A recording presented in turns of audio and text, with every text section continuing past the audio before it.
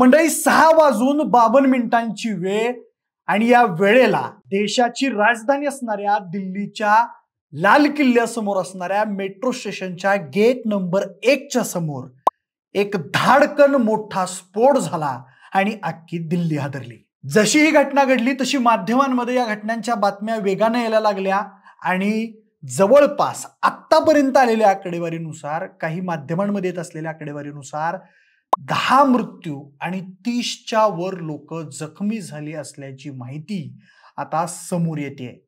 एकूणच गेल्या काही 3 दिवसांमध्ये ज्या पद्धतीने घटना घडतायत, ज्या पद्धतीने सुरक्षा यंत्रणांचं कोम्बिंग ऑपरेशन सुरू आहे, त्या पार्श्वभूमीवर हा हल्ला म्हणावा की नेमकं काय म्हणावं, हा घातपात आहे, काय नेमकं घडलंय दिल्लीमध्ये, सगळंच या व्हिडिओच्या माध्यमातून पाहणार आहोत। नेमकं दिल्लीमध्ये 6:52 काय घडलं, आतापर्यंतच्या नेमक्या काय काय अपडेट्स आहेत, व्हिडिओ संपूर्ण पहा। नमस्कार, मी प्रथमेश आणि तुम्ही पाहताय विषयच भारी। मंडळी, संध्याकाळी 6:52 दिल्लीच्या लाल किल्ल्यासमोरून एक वाहन चाललेलं होतं, एक 4 व्हीलर निघालेली होती आणि त्या 4 व्हीलर अचानक थांबली, तिच्या हेडलाइट्स ग्लो झाल्या आणि त्यानंतर अचानक या गाडीमध्ये मोठा स्फोट झाला।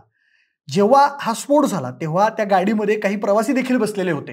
विशेष सांगायची गोष्ट म्हणजे या गाडीच्या आसपास जी वाहनं आहेत, जवळपास 8 वाहनं आणि 2 ई रिक्षा या स्फोटामध्ये जळून खाक झाल्या। इतका मोठा हा स्फोट होता।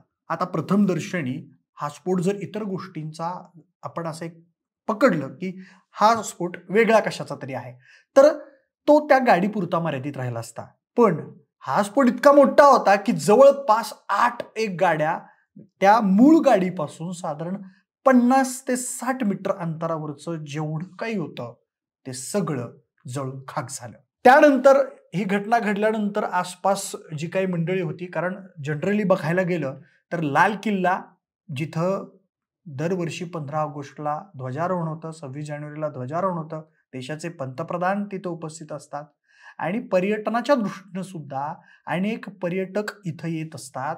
त्यामुळे एक प्रकारे गजबज असणारा हा संपूर्ण एरिया आणि प्रचंड प्रमाणामध्ये गर्दी या ठिकाणी असते, पर्यटकांची असते, लोकल जे आहेत त्यांची सुद्धा या ठिकाणी गर्दी असते आणि अशा गर्दीच्या ठिकाणी 7 वाजताची वेळ आहे। विचार करा, म्हणजे ज्या वेळेला खऱ्या अर्थानं रहदारी असते, ज्या वेळेला एक पीक आवर्स आपण म्हणतो, त्या पीक आवर्सच्या वेळेला असा स्फोट घडतो आणि या स्फोटामध्ये आत्ता आलेल्या बातमीनुसार म्हणजे मेडिकल ऑफिसर्स जे आहेत, काही डॉक्टर्स आहेत जे माध्यमांना प्रतिक्रिया देत आहेत, त्यांच्याकडून असं समजतं की जवळपास 10च्या वर मृत्यू या घटनेमध्ये झालेले आहेत। आता प्राथमिक जी काही आपल्याला माहिती मिळालेली आहे त्यानुसार साधारण या घटनास्थळी जे आहेत, ही घटना घडल्यानंतर एक 15 मिनिटातच अग्निशमन दल आलं सगळ्यात पहिल्यांदा, त्यानंतर दिल्ली पोलीस या ठिकाणी आलं, NSG आलं, फॉरेन्सिक्सची टीम आली आणि अशा अनेक टीम्स या ठिकाणी दाखल झाल्या। त्यांनी तिथले काही सॅम्पल्स घेतले, जखमी आणि मृत्यू ज्यांचा झालेला आहे त्या सर्वांना रुग्णालयामध्ये हलवण्यात आलेलं आहे। दिल्लीच्या LNJP रुग्णालयामध्ये या सगळ्यांवरती आता जे जखमी आहेत त्यांच्यावरती उपचार सुरू आहेत। पुढचा मुद्दा हा सांगायचा आहे की ही घटना झाल्या दिल्ली पोलिसांनी दिल्लीला पूर्ण हाय अलर्ट मोडवर ठेवलेला आहे। सर्वांना हाय अलर्टवर राहण्यास सांगितलेलं आहे। प्रशासकीय यंत्रणा असेल, नागरिक असतील, या सर्वांनाच हाय अलर्ट मोडवर राहायला सांगण्यात आलेलं आहे। फक्त दिल्लीच नव्हे तर मुंबई आणि पुणे, महाराष्ट्रातली जी वर्दळीची शहरं आहेत जिथं यापूर्वी हल्ले झालेले आहेत, अशा मुंबई आणि पुणे या ठिकाणी सुद्धा आता मोठ्या प्रमाणावर पोलीस यंत्रणा, फौजफाटा तैनात करण्यात आलेला आहे। मुंबईच्या CSMT रेल्वे स्थानकावर सुद्धा आता पोलीस तैनात आहेत। त्यांनी सुद्धा प्रवाशांच्या बॅगा चेक करायला सुरुवात केलेली आहे। बॉम्ब स्क्वॉड असेल किंवा श्वान पथक जे आहे ते या ठिकाणी आलेलं आहे। आता जर आपण दिल्लीची घटना बघितली तर यामध्ये जवळपास 8 वाहनं जी आहेत ती पूर्णपणे जळून खाक झालेली आहेत, 2 रिक्षा ज्या आहेत त्या पूर्णपणे जळून खाक झालेल्या आहेत आणि त्यामध्ये असणारे हे सर्व प्रवासी। आता प्रत्यक्षदर्शींनी वेगवेगळ्या प्रतिक्रिया दिलेल्या आहेत। काही जणांचं असं म्हणणं आहे की जेव्हा ही घटना घडली त्यानंतर, त्या घटनेनंतर अनेक मृतदेह त्यांना पडलेले त्या ठिकाणी दिसले। कोणाचा हात होता, कोणाचा जबडा होता, तर कोणाचं काय, अगदी छिन्न विच्छिन्न अवस्थेत, रक्तबंबाळ अवस्थेमध्ये हे मृतदेह पाहण्यात आले। काही जखमींना तातडीनं रुग्णालयामध्ये हलवण्यात आलं। पण त्या घटना घडल्यानंतर दिल्ली पोलिसांची टीम त्या ठिकाणी लगेच आली. त्यांनी सीसीटीव्ही फुटेज चेक करायला सुरुवात केली आणि हे सीसीटीव्ही फुटेज चेक केल्यानंतर आत्ता जी सूत्रांकडून काही पत्रकारांकडून आपल्यापाशी जी माहिती पोहोचते आहे त्यानुसार एका संशयिताला सुद्धा आता ताब्यात घेण्यात आलेलं आहे. आता ही जर घटना बघितली तर या घटनेला कुठंतरी गेल्या 3 दिवसांची पार्श्वभूमी आहे असं बोललं जात आहे. काही जे तज्ज्ञ आहेत ते असं सांगतायत की काही दिवसांपूर्वीच मंडळी या दिल्लीपासूनच जवळ असणाऱ्या फरीदाबाद इथून 2900 किलोचे स्फोटके जप्त करण्यात आली होती. मेडिकल कॉलेजमधून डॉक्टर मुजम्मिल, डॉक्टर आदिल अशी काही त्या डॉक्टरांची नावं आहेत आणि दहशतवादी विरोधी पथकानं जे आहे हा एक जे मॉड्यूल आहे त्यांचं आंतरराष्ट्रीय दहशतवादाचं ते उद्ध्वस्त करून लावलेलं होतं.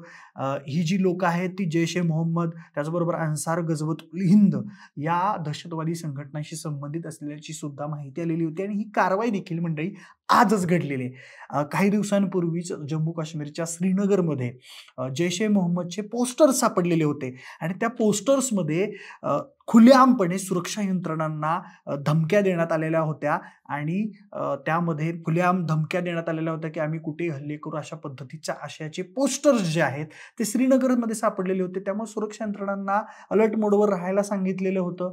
त्या दृष्टीनं आपले जे आर्म फोर्सेस आहेत त्यांनी सुद्धा कोम्बिंग ऑपरेशन जे आहे ते श्रीनगर आणि दिल्ली त्याचबरोबर या पंजाब प्रांतामध्ये सुरू केलेलं होतं. अलर्ट मोडवर ती गुप्तचर यंत्रणा होती पण तरी सुद्धा दिल्लीमध्ये हा भला मोठा मंडळी स्फोट घडलेला आहे. ज्या ठिकाणी घटना घडलेली आहे त्यापासून दिल्लीचं जे फेमस चांदनी मार्केट आहे ते काही अंतरावरतीच आहे. त्यामुळे आता एक पद्धतीनं आता थोडंसं अलर्ट मोडवर राहायला सर्व नागरिकांना आवाहन करण्यात आलेलं आहे. सुरक्षा यंत्रणांनी दिल्ली, मुंबई, पुणे जी महत्त्वाची शहरं आहेत तिथल्या लोकांना अलर्ट मोडवर राहायला लावलेलं आहे. गर्दीच्या ठिकाणी जाणं टाळायला लावलेलं आहे. आता लवकरच घटनाच्या मागे नेमकं कोण आहे, कोणी हा बॉम्बस्फोट घडवून आणलेला आहे त्याबद्दलची अधिकृत माहिती मिळेलच. याबाबत दिल्ली पोलीसचे जे आयुक्त आहेत त्यांनी माध्यमांना माहिती दिलेली आहे की अजून तरी आम्ही या गोष्टीचा अभ्यास करत आहोत. फॉरेन्सिक टीमने सर्व माहिती गोळा केलेली आहे आणि नेमकं कोणाचा हात आहे हे मात्र समजले नाही आहे. देशाचे आणि दिल्लीचे जे गृहमंत्री आहेत कारण हा केंद्रशासित प्रदेश आहे त्यामुळे या दिल्लीची जी कायदा सुव्यवस्था आहे त्याची जबाबदारी जी आहे ती देशाच्या गृहमंत्र्यांवरती आहे आणि अमित शाह यांनी स्वतः दिल्ली पोलिसांचे जे आयुक्त आहेत त्यांना संपर्क करून याबाबत विचारपूस केलेली आहे. नरेंद्र मोदी यांनी सुद्धा त्यांनी सुद्धा अमित शाह यांना फोन करून याबाबत अपडेट्स घेतलेले आहेत.